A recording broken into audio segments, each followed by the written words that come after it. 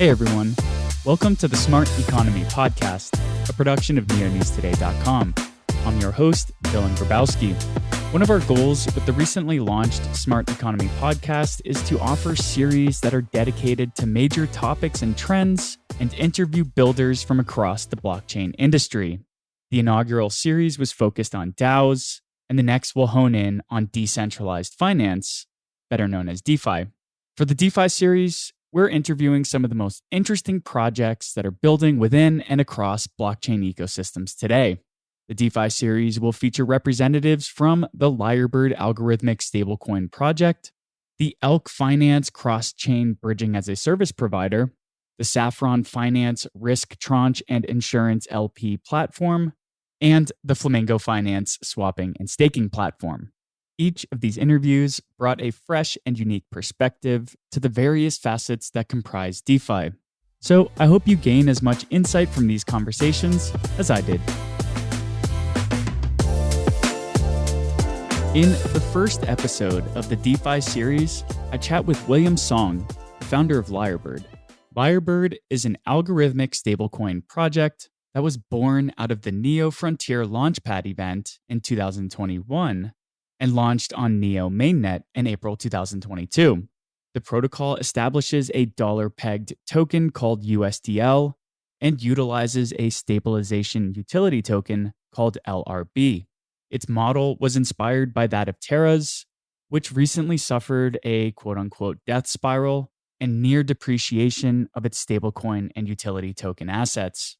In this conversation, William and I discuss the elephant in the room up front, Terra's collapse, and how it changes perception of quote-unquote defending the peg, how Lyrebird will adapt and potentially move forward with a fractionally backed stablecoin, the importance of using yield-generating assets for collateral in the Bowerbird lending protocol, using Neo's native Oracle network, and much more. Just a reminder, nothing said on this podcast is a solicitation to buy or sell any tokens, that nothing should be taken as financial advice, and that the host or guests may hold tokens discussed in any given episode. With that said, I really enjoyed chatting with William, and I hope you enjoy the conversation too. Well, thank you for joining the Smart Economy Podcast. William, how are you doing today? Doing well. Thank you for asking, and thank you for having me here. Yeah, so you're a returning guest to the microphone seat, the interview seat, but you were on a previous podcast where we focused mostly on Neo, the Neo News Today podcast. And we had you come on after the last hackathon, the Frontier Launchpad hackathon, and you had basically designed the concept for Lyrebird and you were going into it. So maybe as just kind of an introduction to somebody who's never met you or heard of you or listened to our podcast, who are you? What's your project? And what has the time been like since the first hackathon that you participated in? Yeah, so my name's William. I'm the founder of Lyrebird. Maybe an easy way to start is if you've heard of the Terra Luna fiasco recently, Lyrebird is very much the same concept of a decentralized stablecoin that's algorithmically pegged. And I actually did get the idea from seeing Terra in its infancy. I think when I first found out about it, it was not the huge news that it is today. It was pretty much getting started. And I was actually aware of a similar project before that called Basis, which was also a similar concept. It was a little bit more complicated in terms of the way that it was set up. And ultimately, I think Basis folded because of regulatory concerns. And then there was a revival of it called Basis Cash, which also had a similar concept. And that actually, I don't think it could maintain its peg. But it seemed to me like Terra had kind of the way to do this in that they very much simplified the concept in saying there's some kind of reserve token that holds value, and then there's a stablecoin token. And the idea is that the reserve token can absorb the volatility of the stablecoin token by giving you arbitrage opportunities whenever the stablecoin token deviates from a desired peg. And so Lyrebird follows exactly that model. There's a Lyrebird token, which is the reserve token that kind of holds the value in the economy. And then there's USDL, which is the Lyrebird USD token. And so whenever USDL deviates from its intended peg, there's actually is an arbitrage opportunity that you can exploit. So I first had this idea around think it was a little before the summer of last year when I saw that Frontier Hackathon was being launched. And what I thought was very good was that Neo had an inbuilt oracle. And I think with other chains, this is actually one of the biggest concerns in that you don't have something like Chainlink that's actually plugged into your chain. You don't have a way to get data into your project. And so this was one of the great things about Neo, which I thought was that, someone like me could just come in and then plug into the oracle. And as long as you have a robust price feed, you could actually implement this, at least a very simplified version, in a matter of a month. And so that's what I did. And I was very lucky that Lyrebird did well in the Frontier Hackathon. And after that, with NGD support, I was able to push the project forward to launch, which was during an interesting time. I think when LRV launched, things looked great. I was like on cloud lines. And then we're like, okay, so we'll see how stable it is for like 2 weeks and then launch USDL. And then we launched USDL and then everything went kind of downhill from there. But yeah, so that was an interesting time. One, because I got so much real world experience of running the arbitrage spots than I thought I'd get in a month. So that's good because they work. But yeah, the other thing is that I think it was early enough that I think right now we don't have too much USDL in circulation. Other than the Genesis, I guess 9.5 million that probably going to be burned at this point. We have about 200,000 that are in circulation, which is not a very large amount. And so what this gives us is a lot of flexibility to really think about how we should approach this going forward. Because I think every algorithmic stablecoin must be thinking the same thing right now, which is Terra had such a big economy at the time of its collapse. And the whole thing was predicated upon the fact that if you have enough base demand, and I think one thing actually that didn't go as they originally said it would be was that the base demand wasn't natural economic activity, which is things like payments, right? One of the original things that was pitched for Terra was something called Chai, which is a payments network. And that I think was completely overshadowed by Anchor, which is, as you mentioned, Dylan, it's a little bit more leveraged. And so I think the baseline demand didn't really exist as much as they would have liked it to. But at the same time, I think at this point, since there was such a large collapse, it is irresponsible for anyone who's running an algorithmic stablecoin to just say, well, like, we'll try the same thing, but it might be different because we'll do things better. I think really the fundamental thing is that now you can't really say, if we have enough base demand, this death spiral won't happen. And so I think what everyone has to be thinking about now is, given that the death spiral can happen, we kind of put in prevent. I guess it's a little bit different now, since you can't just say we can try to prevent the death spiral because everything seems to be going right until it didn't. And so it's really hard to tell what that point is going to be. But I think you can say, we can assume that this will happen at some point and we need to deal with it now. So if it does happen, how do we recover? I think that's probably going to be the question that most people have, because the issue with the death spiral, I don't think is necessarily the initial depeg. It's that it's a cascading effect. It's kind of like there's a positive feedback in that if more people sell out, then now your reserve token gets devalued more. And then now you're panicking more because nothing's backing your stablecoin tokens. And so I think at least what I'm thinking right now about is not necessarily how to stop the depeg in the first place. At least from what I've seen at the moment, it seems like it might not be possible to always hold the peg, but maybe to think about how to come back without completely spiraling into oblivion. So those are the initial thoughts coming out of this week. Yeah, there's a lot to unpack there and a lot of different threads to pull. I guess kind of the first thing that kind of popped into my mind while you were just brain dumping your experience and what it's been like for a month-old stablecoin project that has arguably been around in the most epic time for stablecoins ever. It's funny that purportedly Do had an alt Anon account that was associated with Basis and Basis Cash, and that itself did not take off, and the founders were Anon. Whereas Terra was very much Do in the public space. Like it or not, he was out there trolling people sometimes being brash in the way he answered. But that protocol ended up being worth tens of billions of dollars, and this was from a non-Anon founder. Right. Now, you yourself are doxxed. I think you have put in a lot of care into making sure that everything is done, all I's are dotted, T's are crossed, and everything's done in a regulatory compliant manner. So what's your perspective on a stablecoin project and its founder being anon versus being doxed? And is there any sort of relationship between the two towards the viable success of the project? That's an interesting question. I haven't really thought about it. I think there is some level of personal responsibility that comes with being doxed, because I think what everyone thinks of what a lot of people think of in crypto is you put your money into this dog token or whatever, and then, the founder just pulls liquidity and then takes off with your money. And so that's a lot harder if you're doxed.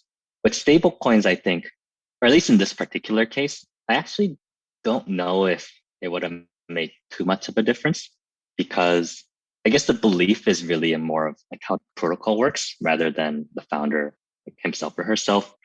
And even right now, I think if you look at the proposals that are coming, the founder is actually not coming to the rescue by trying to rally funds or using own personal funds.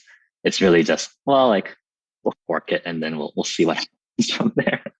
I think what maybe makes more of a difference is kind of how things are presented and how things are advertised. Because I think one of the issues was that Anchor, I don't know if it really called itself a savings protocol or a lending protocol, but I think the tagline was better savings. And this is actually where I think maybe some kind of regulatory oversight is necessary, because if a regular person sees better savings, 20% interest, they're not going to think, you know what, like there's this death spiral that could happen and then your 20% could go to zero. 20% of zero is still zero, right? And so maybe it's kind of going a little bit off topic from your original question, but yeah, I think the docs part helps with people being maybe less brash, maybe not in this case, but generally, because you know that there's personal responsibility that you have to have for the project. But I think in general, I think one of the more important things is that you have to make it clear to the people who are getting involved that there is a risk that you may not be aware of, like even the founder may not be aware of, because this is a very new space, and that you can't really guarantee things, right? Like you can say, we think this should work, but there's no guarantee that it'll work. And I think the biggest issue is that once a lot of retail people start getting involved, they might not know this. And that's probably where a lot of the damage comes in, because if you've been in this space for a long time and you know what the risks are, like you probably don't put in everything. And you probably have some kind of something in your head that says, okay, 20% like this is not sustainable. Whereas now if it's going mainstream and you're just hearing about this, it just seems like, oh, it's programmable money. Like I can make more money from this. And I think that's really where people have to be careful. Yeah. I mean, even being a quote unquote crypto veteran now after being a part of the class of 2017 and having watched even stablecoins on Neo popped up in fall.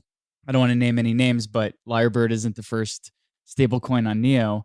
I kind of had an understanding of what the issues may or may not be, but it just seemed like Terra was working. It just seemed like everything was going so great. So I know that this is very early days. We still don't even have the whole picture for a total comprehensive postmortem. But what are maybe some things that you saw arise that might have started causing red flags? Like, for instance, in the time since, I've heard theories that UST being on multiple chains made it so that people could liquidate on other chains, and it wasn't the Terra chain burning the UST and minting Luna, so you weren't redeeming on the Terra chain. I've also heard theories around LFG's purchase of Bitcoin made this potential attack possible because there were two markets to manipulate at this point. Then there's just also regular risk associated with an algo stablecoin that just might depeg on its own, despite the fact that everything was working so well up until it wasn't on Terra. So maybe what are just your early perceptions of lessons that can be learned and maybe applied to Lyrebird in its infancy? Yeah, so full disclosure, this is personal opinion, not financial advice. And also, I may not be the most educated person on this topic. I think one of the things that was an issue was Anchor promising 20% returns. And this is pretty different from most other protocols in which even if you have a stable yield, the stable yield actually, I think Aave has a stable yield, but that's usually lower than the variable yield. And it also rebalances over time. So it actually is based on the amount of borrowing that's done. And so that I think is a much more sustainable model because with Anchor, you know that it's being propped up essentially by VC funds. And so it's kind of like a game of musical chairs in which the chairs keep disappearing. And at that point, you know that people are probably going to be exiting USD because one of the biggest reasons why USD was so successful was because people came for the 20% returns.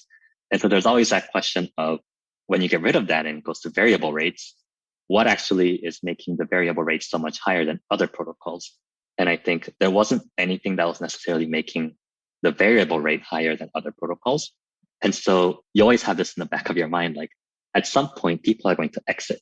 And that is not going to be gradual. It's going to be at a particular point because that's when, either you go to variable rates or you go to variable rates and then borrow rate goes down and then now you're earning next to nothing on your yields. And so that I think was something that probably could have been done differently because that, like with an algorithmic stablecoin like UST, I think you have to make sure that things change gradually rather than all at once. And even if there was, I'm assuming this was an attack, but even if it wasn't an attack, you already have the single point in which people are going to be running to exit the stablecoin at once. Another thing that I think was probably a misstep was purchasing Bitcoin reserves. Because if you do purchase Bitcoin reserves, you have to over collateralize because Bitcoin is very highly correlated with every other crypto asset that you have. And so I think if you do that, you kind of have to follow the DAI model in which you make sure that your Bitcoin reserves are, let's say, like 150 to 200 times or 200% of the stablecoin reserves that you're trying to back. Because there is always a chance, even then it's not 100% safe because if Bitcoin drops like 70% in a day, then you might not be able to back all of your holdings. But yeah, here I think it was multiple times worse because if you try to use that Bitcoin to uphold your peg, now you're selling Bitcoin. And so Bitcoin crashes more, which means your correlated asset also drops more. And so, yeah, I think if they were going to go down the Bitcoin route, they had to ensure, like, I think even the original plan, if it came to fruition, they would have had, I think, $10 billion worth of Bitcoin backing like $18 billion of USD, which is still not super successful. I don't know if you've heard of USDD, which is the Tron version of exactly the same thing. But it's very funny because I thought Lyrebird launched at a bad time, but there are two other ones that also launched at a really bad time. One is USDD, which is Tron's exact same thing, except that I think they have like $300 million of USDD in circulation backed by like $10 billion of Tether. So they can do the same thing, except they can actually kind of support the peg all the way down because you have more USDT than you have the USDD. And I think USN, which one was this? This is the one that's on Near, which I'm not as familiar with, but essentially the same model. They have algorithmic peg and some kind of large reserve. But yeah, I think probably if you wanted to do things differently, your backing reserve would have to be uncorrelated or negatively correlated with what you're trying to protect. So I would have probably done something like USDC instead. Yeah. And then I think the other thing maybe also try to spur organic demand growth of things like payments, which I think actually was the original plan. It's just that maybe Anchor was a little too successful. From what little information I've gathered, Chai was only as successful as its regional adoption. And I believe it was South Korea, which was the only country that Doe and team were able to kind of get regulatory approval for people to just pay at in-store places like grocery stores and haircuts and just like in good services. And in a podcast I was listening to maybe 6 months ago, he was just basically saying like, at that point, you have to have an entire legal department for each country you go into because it's a totally different beast.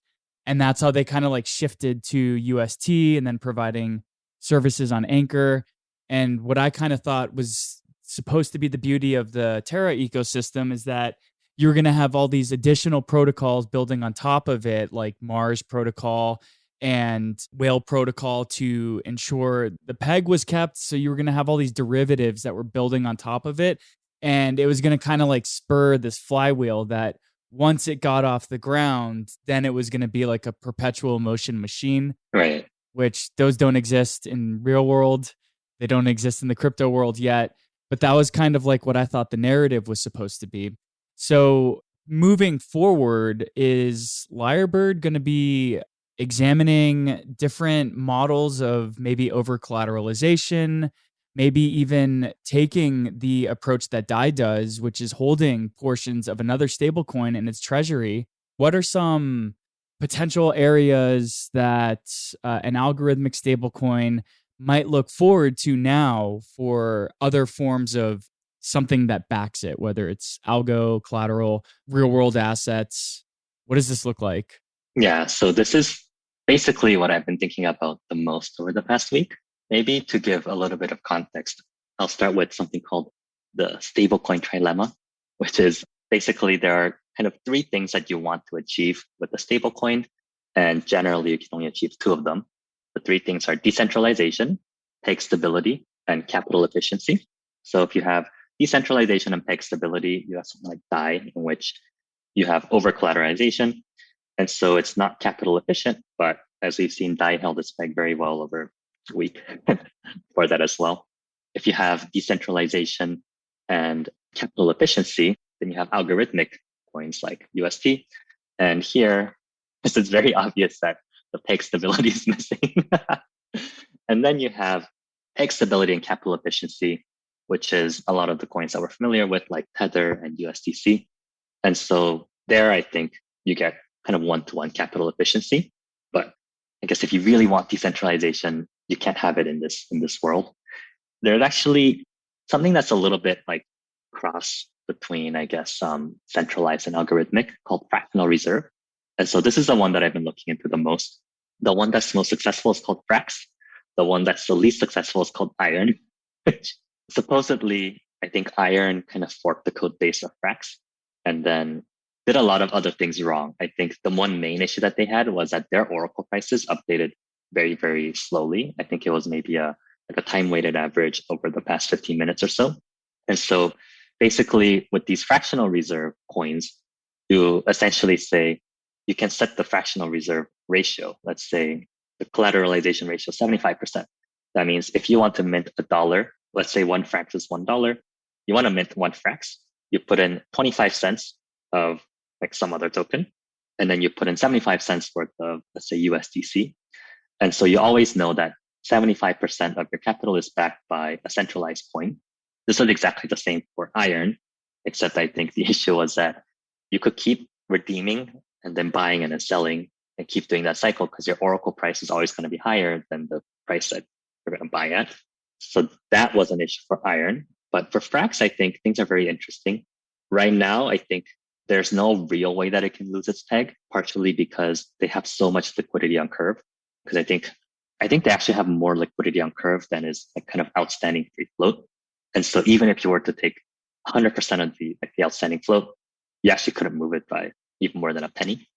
But one thing that I was thinking about is to kind of modify this idea, because let's say you want to prevent a death spiral. I don't actually think fractional reserve prevents this. I think it slows things down, because instead of saying, here's UST, it's backed by Luna. If Luna goes to zero, you're kind of screwed. What you're saying is, here's Frax, it's backed by, let's say, 75% USDC and 25% Frax shares. Frax shares goes to zero, you have 75 cents.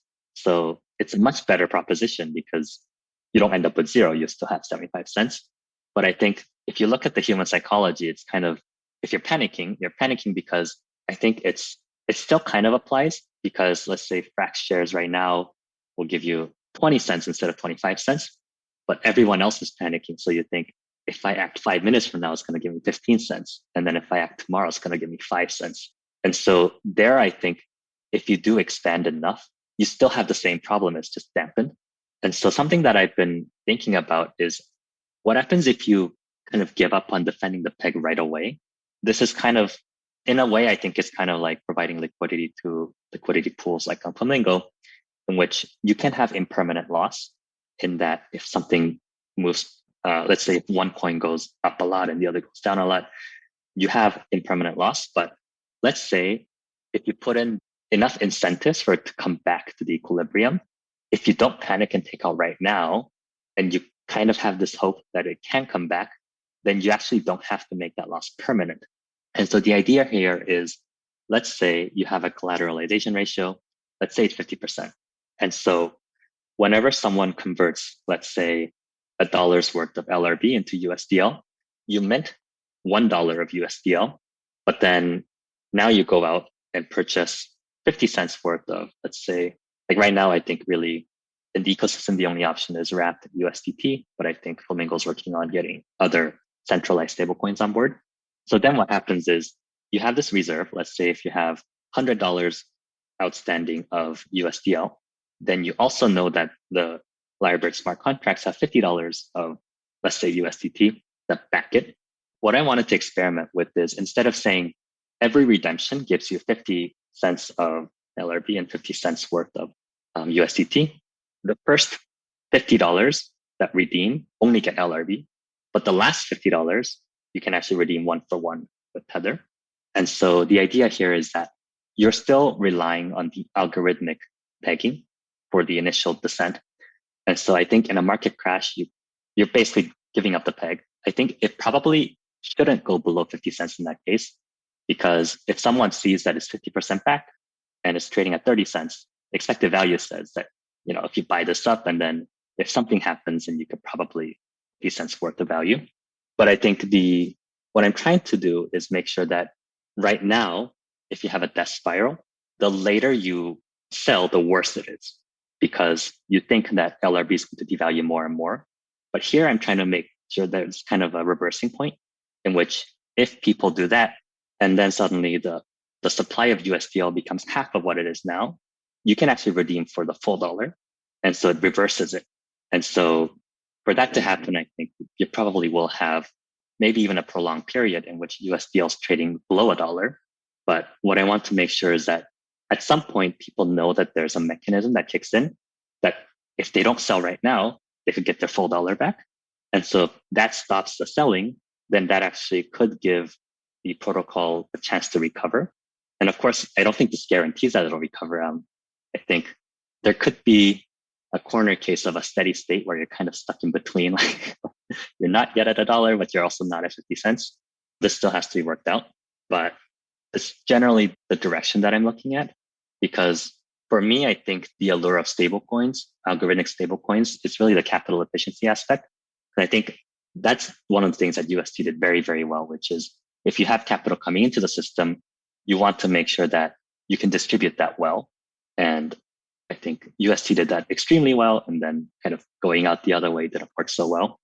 Of course, this kind of gets rid of the decentralization aspect because the protocol itself can be decentralized, but I guess your reserves are still centralized in a way. But that's kind of the thought at the moment. Yeah, I mean, it almost seems like centralized reserves that weren't Bitcoin would have saved a lot of headaches for Terra users, UST holders. A lot of people held on to the end. And I mean, you've spoke about this since day one, that it's the faith in the protocol being able to survive is what actually makes it survive. So once you lose that kind of mental fortitude and faith in the protocol, then it's like sugar going into water. It'll just disappear. Right. Because there's nothing holding it up anymore. So it's kind of interesting that you launched during this time. You said I would venture to guess you've probably got a year's experience in the past month with your arbitrage bot and seeing just everything start to work together. So despite the fact that the room was on fire and we were the dog drinking coffee saying everything is fine, what are some of the lessons you've learned from the month that Lyrebird's been live? Because you have been building this out for almost 3 quarters, and then you launched it. So a lot of thought went into this, a lot of mental exercises. What has played out? How do you think the protocol has fared well during times of stress? What are just some lessons learned in the first month, despite the fact that this probably wouldn't have been repeatable in any other time frame that you launched? One of the first ones actually was that if you tell the community what's going on, they're very supportive, because we did run into a couple of issues. There was a time when Oracle calls weren't working for a little bit. We also had a little bit of downtime on our backend servers. Those are distributed now across 2 regions. But if you just tell them like, hey, we're having issues, really sorry, people aren't going to come to you and say, why did I invest in this? You lied to me. a lot of them will just say like, thank you for letting me know, and then just kind of keep watching. Another thing I would say is that it's, especially in cryptocurrencies, I think a lot of people want explosive growth. Like they want 2000% returns right away. But I think one of the things that's really helping us right now is that even from the beginning, we were planning on kind of ramping up slowly to make sure that we have the time to make sure that things are right. And that was very helpful because when we launched, when we did, it was much larger. I think we actually would have had a lot of problems trying to defend the pegs because we didn't have so much liquidity at the time. And so trying to be a little more, maybe not slow, but more deliberate in terms of how you intend to grow, that I think it wasn't necessarily something that we planned for this, but it ended up being very helpful. I guess one more thing I think we could have done a little bit more in terms of gas savings on the protocol calls, like contract calls, which we didn't. And initially, I think the thought was that, well, like these aren't that common operations, so it doesn't really matter so much. But it does seem to add up. Maybe that's something that we're going to look into going forward. It seems to me that at least the amount of USDL that was released for the FLM USDL pool has doubled in size. So are you surprised? Are you not surprised? Is it just about as even as you thought it would be with people creating USDL? How do you think that demand is growing? Do you think it's organic? What are your thoughts on that? A little bit of that pool was like the team funds. It's maybe like, I guess we put in about 30 to 40K is like actual users. So it's a little bit lower than I would have hoped. But at the same time, I don't think anyone would really looking to put money into pools at that time because we launched the day of when basically pegging started.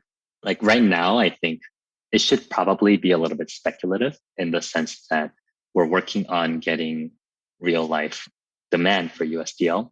But until you know that exists, basically you're kind of just betting that the protocol will do well. And so given that, I think we're very happy with the interest that people have showed. But I think really it's now on Lyrebird to make sure that you kind of show like, this is what we can do. Like, first of all, like one thing that we have to prove is there's something that a Lyrebird like protocol can do better than just a centralized stablecoin. Because if there isn't, there's no value proposition. If that's the case, you should really be saying, well, let's try to bring in one of the big central stablecoins and then call it a day. I do think that there is a lot more capital efficiency to be had with algorithmic stablecoins. And that's primarily why I'm looking at this fractional reserve method. You know, like if you do fractional reserve, I think, let's say you do like 50% reserve, then the other half you can actually do much more efficiently than if you were to have completely centralized stablecoin. But I do think that the protocol now needs to prove like, this is why it's useful. Also tell them, you could have this death spiral thing. We think we figured it out, but just keep this in mind. And yeah, I think now it's time for us to really develop something that brings in a lot of demand for USDL. Yeah, I'd be curious to see what level of adoption a Frax-like mechanism actually has. If we're just speaking anecdotally from personal experience, like I never used MakerDAO because I don't want to over collateralize. I used UST because I can get so much more purchasing value with way less collateral put up. Right. Which is why I think it was so attractive to begin with. Now, I do want to like kind of pull on this thread that what I thought UST had going for it was that it was the basis for this burgeoning ecosystem where there's going to be all these derivatives and mirrored assets and protocols building on top of it, building that flywheel. Now, I think Lyrebird kind of pulled a little bit of those strings. For the recent hackathon, you built Bowerbird, and Bowerbird is a lending protocol. Yep. And also another Australian bird. Yeah. Which I kind of want to like pull on in a little bit. But what are kind of the basic principles of Bowerbird, and how is a Lyrebird LRB token holder or USD token holder going to benefit from this new product that you just recently put together for the hackathon? Yeah. So just a bit of context, Bowerbird, the name comes from, I don't think it's fully an Australian bird. It's like Papua Australian bird. But yeah, they build these things called bowers, which I had originally confused for nests, but they're not. It's kind of a mating ritual. Like the males will build the most beautiful structure that they can. And some subspecies, like they really like the color blue for some reason. So they'll find like blue bottle caps and put them in their bowers and stuff. But No, I'm trying to push this narrative of DeFi on Neo is going to be birds. And it kind of was a joke in the beginning because I thought flamingo, like that's a bird. But I do think there's value in having some kind of unified identity so that if someone sees a bird, they can think, oh, that's probably a Neo protocol. But yeah, Bowerbird is pretty much inspired by Compound and Anchor. So technical details, they mostly come from the Compound model. The only difference is that like it doesn't have multiple markets for multiple tokens. The lending market really is only for USDL, and that's going to be the Anchor model. And so the idea is that you can put in collateral. And right now we're only looking at BNEO because collateral needs to satisfy a couple of things. One is that it has enough market cap so that it's not super volatile. And right now in the NEO ecosystem, I think BNEO is the only one. Hopefully it grows enough in the next couple of years that you have enough assets that you could collateralize. The second is that BNEO is a yield earning asset. And I think this is really the key to having high yield protocol, because if you try to promise high yields, people are going to ask, where's that coming from? And if you can explain to them, this is where it comes from, then it makes sense, right? Like people won't be, running for the exits when they feel like the funds are drying up. And like the cool thing about BNEO is that it also kind of like it lets you explain to people like what NEO is and how you can earn gas by voting. And so let's say you deposit BNEO and your loan to value is set to, let's say 75% minimum, which means that people are probably going to do more than that. Set it at the minimum. The next tick, let's say 5%, and then you get liquidated. You don't want that. And so let's say, for argument's sake, most people deposit 200% collateral. I think NEO yields about like 9 to 10% in voting gas. And so if you do that, and let's say we do really well and we're lending out 80% of the USDL that's in the system, what that means is, let's say, so you have BNEO, you have 200%, and then 80% of that, so it's 160%. So you're earning 160% of 9 to 10% yields, which is pretty high, right? Like 15%. And you know that that's coming from somewhere because people are voting and people are getting the gas. And then the protocol can now convert that gas into USDL automatically on Flamingo. And so what I really wanted to do was kind of unify a lot of existing projects that are on NEO. So here we're looking at BNEO. Hopefully if people have NEO and they can't collateralize it, but then BNEO you can, then, well, like why not convert my NEO into Burger NEO, increase usage there. If we're regularly converting gas yields into USDL, that's increasing the transaction count of Flamingo. That's another plus. And then finally, I think this is a very good way to try to increase the yield of the usage of USDL, because I think what people would really be looking for in a stablecoin is where can I use this? And so one of the easiest ways to get this interest is by introducing a DeFi lending protocol. So those are the kind of goals that we had, and we're pretty excited to see what the judges think of it. Yeah, one of the interesting things in watching your video is that it seems like users can liquidate those who have taken out loans. So is this something that's going to be eventually replaced by some sort of arbitrage bot that does this? Or is like Joe and Sally going to have to scour the Bowerbird loans and look for anything that has exceeded its loan to value ratio? Because this also provides kind of like almost like a weird antagonistic zero-sum game for ecosystem participants. Right. Yeah. So I think the liquidations have to be automated to some degree. And similar to RB, if we could provide something that kind of looks for under collateralized loans, we will. So the only thing that's a little bit more complicated from a technical point of view here is that liquidations require oracle calls, because you can't just say, hey, I'm going to liquidate this, because you need to know at this particular moment, is this position under collateralized? And it could be by the time you call it. And then maybe if the oracle call comes back and says, oh, actually, NEO went up 1%, so it doesn't work anymore, then you shouldn't be able to liquidate that. But yeah, one thing that we do need to work on is trying to basically have a catalog which loans are at risk of collateral or being under collateralized, and then making sure that these bots can find them. But yeah, I think typically there's kind of two ways to do it. One is just anyone who finds an under collateralized position, you basically send over the money to liquidate it. And then whoever gets there first, you kind of get the first chunk. And then I think there are also auction methods in which whenever there is an under collateralized position, you open up an auction and say, hey, like, does anyone want a piece here? Like going once, going twice. I thought that the anyone can kind of come like a vulture is an easier model. One, because it's much easier to automate.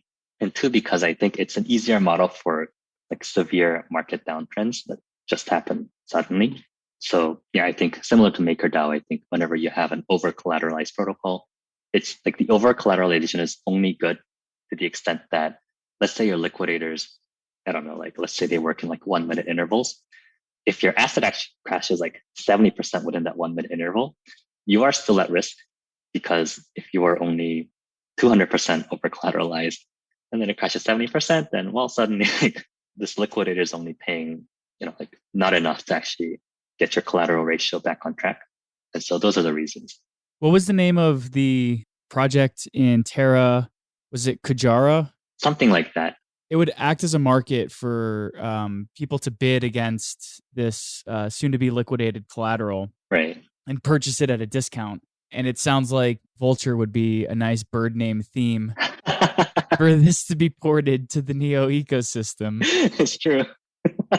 Does the impacts of the uncertainty that Terra reintroduced to us as algo stablecoin projects can have, no matter how big they are, does this kind of put Bowerbird's development on hold?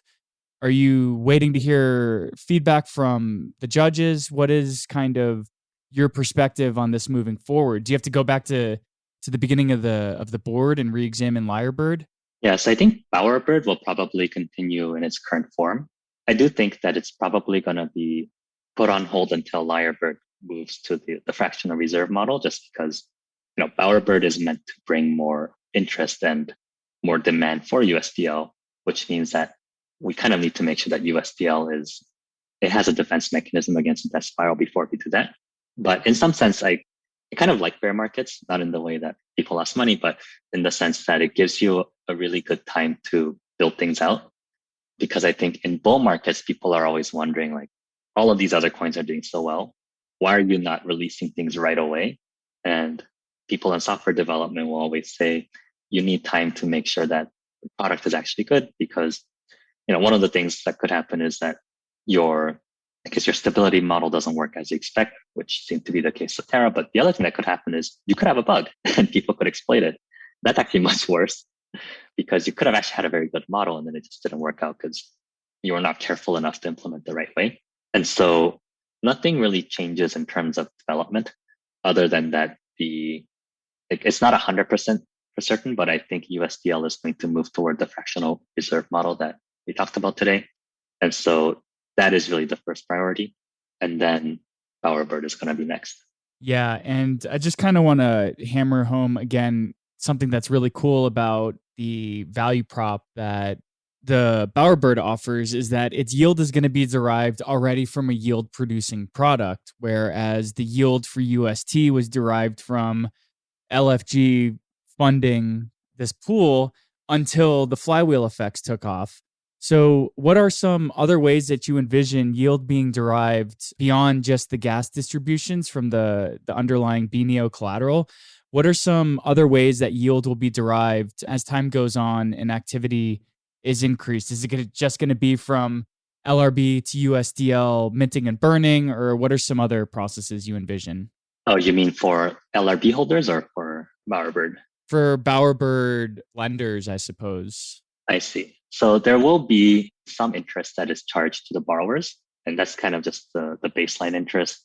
Most markets have this kind of model in which you have this target utilization ratio, which is, let's say it's like 80%, which basically means that if you have, let's say 100 USDL in reserve in the protocol, you want to be lending out 80 of those at a time. The reason why it's not 100 is because if it's 100 and then someone wants to hold their deposit, you tell them, okay, look, it's being used, so you can't. So you have to have a secondary market, which it probably still is necessary to have a robust secondary market for redeeming your like BUSDL, which is kind of like a deposit slip for USDL. But you do want to make sure there's that buffer so that people can actually withdraw. And so there will be some kind of variable rate that is charged to borrowers and that is given directly to lenders. What I'm most excited by is other tokens that could have some kind of yields growing in the NEO system. As I mentioned, DNEO is the target right now because highest market cap and it also has very stable yields. I think Flamingo could be the next one because it's a little bit more complicated.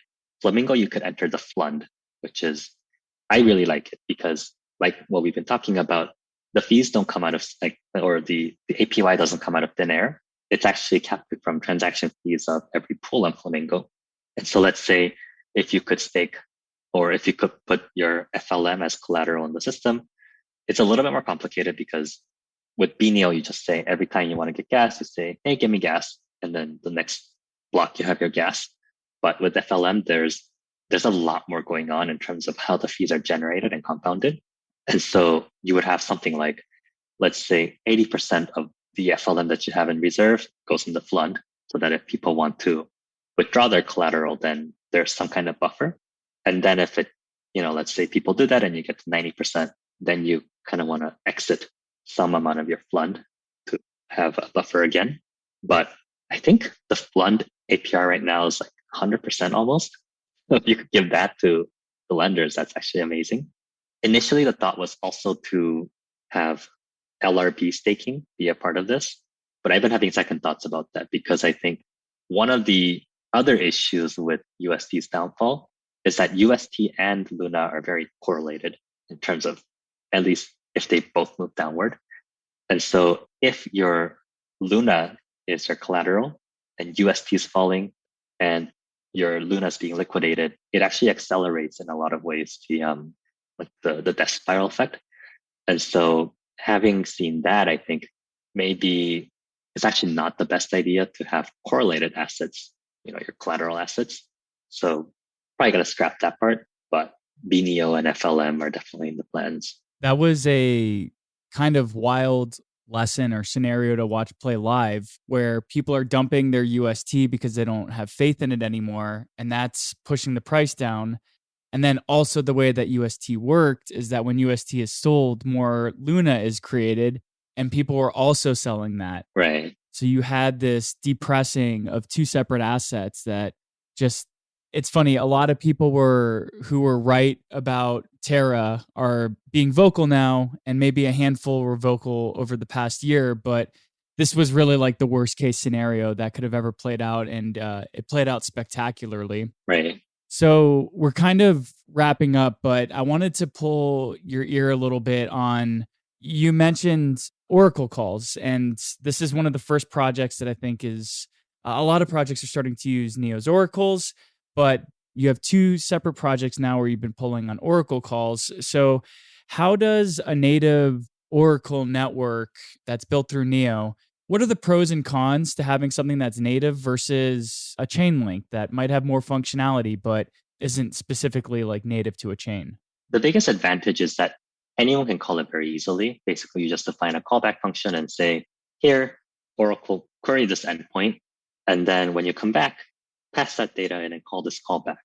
And so from a programming point of view, it's very, very easy.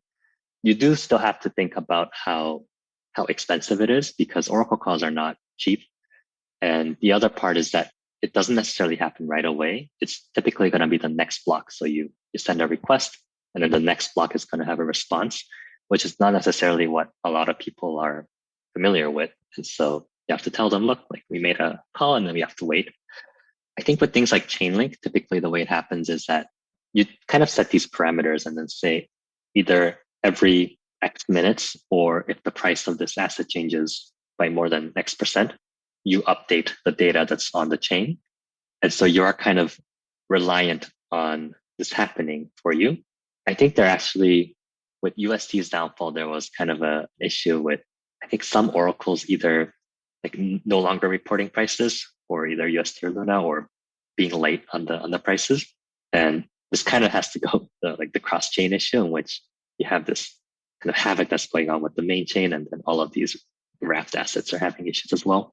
I was actually really hoping to see a project in the hackathon that basically does something like Chainlink, in that instead of having every project have to call its own endpoint.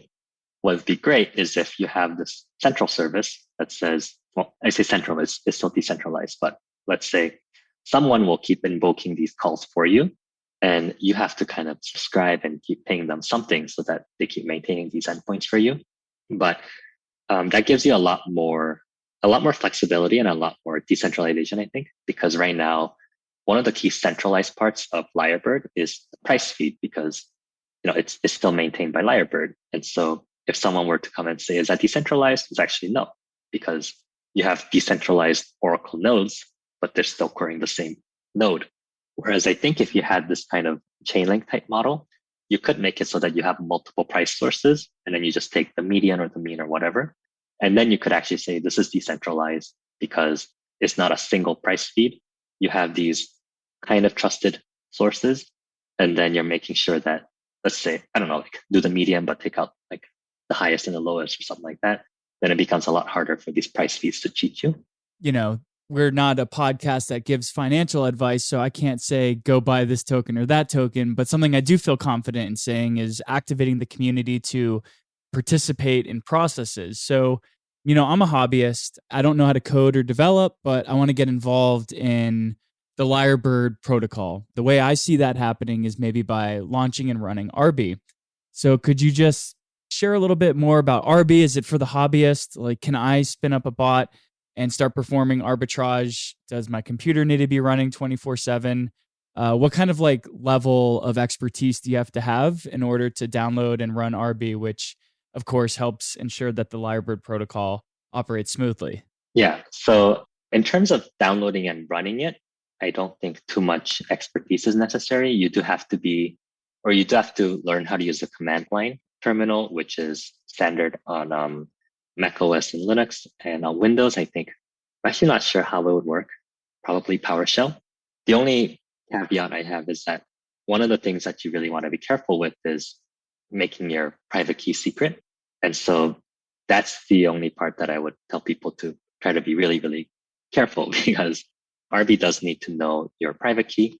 And so if it does know your private key, you want to make sure that your operating environment is something that you trust, because otherwise someone else could see it as well. Right now, I think it's like a little bit profitable, but not super profitable. And the reason is because the USDL pool is actually not super large. It's like about 220K right now. And so let's say you're trying to keep it within 1%, so like 99 cents to 1.01. If you're moving that on a 220K pool versus like $1 million pool, your expected profits are pretty different. And so right now, I think if you're running it, thank you so much. You're probably not going to be seeing like that much profit. But as we see USDL ramp up, then I think it's going to be a lot more profitable. And then we'll probably see more people join in as well. But yeah, I think there's testnet, USDL, and LRB available as well. It's in one of the announcements that we have. So that's a very good place to get started. There is also a testnet Flamingo link that we have shared somewhere. And so because otherwise people don't really trade on testnet, you might have to kind of, make your own trade and then move the price and then see it come back to equilibrium. Yeah, I'm eagerly following along to see what it is that, I don't want to use the word explode, but shows growth and demand for USDL in the Neo ecosystem. I don't know if this is necessarily like something that Lyrebird has to propagate, or if this is just something that naturally comes, but I'm going to be looking forward to following along and seeing this organic growth of USDL. So wrapping up, this is the Smart Economy podcast. So I'm curious to hear your thoughts on what you think the smart economy is. It's a good question. I don't think there's a right or wrong answer. Yeah, I think kind of like how technology made a lot of like white collar professions more efficient. I wonder if the smart economy is something that it doesn't necessarily do things differently, but make things more efficient. I think one of the things that people like a lot about decentralized systems is that it gives access to everyone instead of just the privileged few. Another thing that I think is probably part of the smart economy is transparency, in the sense that, like right now you get a lot of protection from institutions like banks, but in a way it's really just, trust me, bro. Right? Like we have these reserves. If something goes wrong, we'll pay you back. And we do trust them. And I think it's such a big part of the fabric of our society that we trust these institutions. But I think it would be a lot better if we have systems in place that we can trust and that they're independently verifiable. And so I don't necessarily think the smart economy needs to do anything differently other than just make sure that one is they're more efficient, especially a lot of the routine tasks that we do that can be automated. And then two is making sure that we rely a little bit less on just trust in terms of what people say and actually verifiable claims that are on chain. I think those are the two things for me. Awesome. Well, if we look a year into the future and you're still around, I think this is the times that battle hardened your project and yourself and your unwavering faith in what you're building. So congrats so far on making it through the tumultuous storms. I think we have a lot more of this being a kind of big topic that people are going to talk about during Terra's postmortem. But I'm excited to continue using and following along Lyrebird and seeing the new products that you released, Bowerbird, and testing those out as well. So I guess congrats on surviving so far. And I hope that you're keeping your head up because this is a product I'm really looking forward to seeing come to life in the Neo ecosystem. I just think stablecoins and lending and borrowing are the beginning of the life flow for L1s these days and DeFi in general. So keep your head up, I guess. Thank you. And thank you for having me. This was a very nice experience.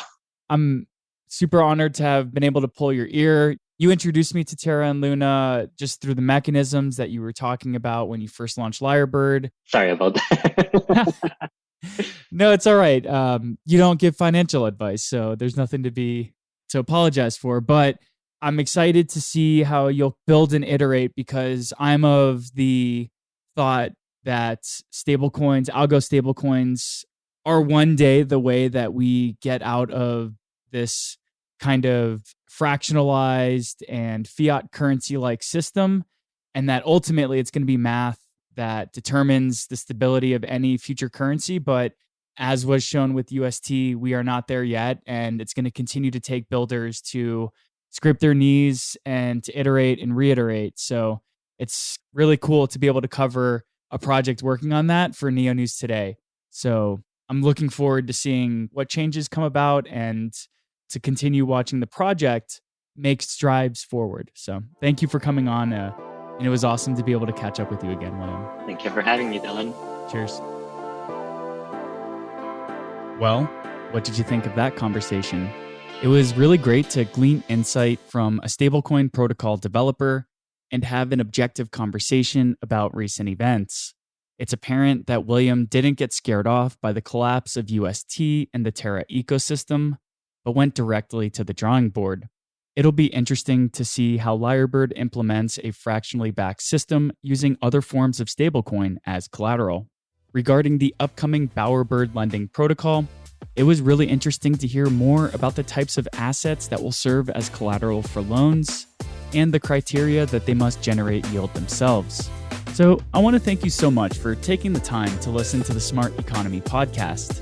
If you liked what you heard and want to support the show, please keep Neo News Today in mind when voting for your Neo Council representative as part of Neo's governance process. We appreciate you, and we look forward to catching you next time.